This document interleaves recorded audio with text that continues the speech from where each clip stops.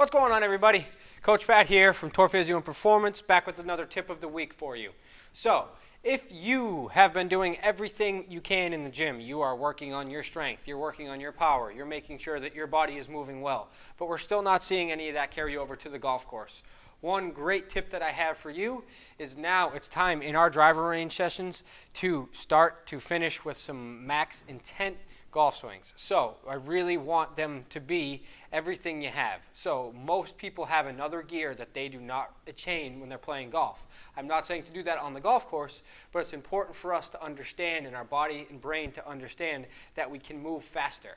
So one of the greatest ways for us to start to swing faster on the golf course is to practice it on the driving range.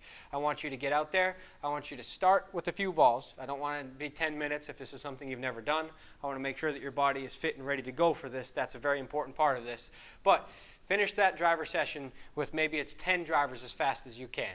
Then in time, start to build up that intensity where you can swing it for 5 minutes, 10 minutes, where we're really going after it and hitting it as hard as we possibly can.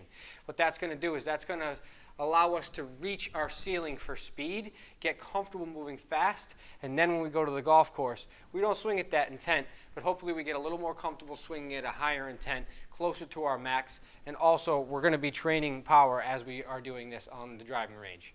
I'm going to take a few swings after this. I want you to take a peek at them and see how hard I am swinging. I want them to be almost reckless, and you should not care really where the golf ball goes. Check this out.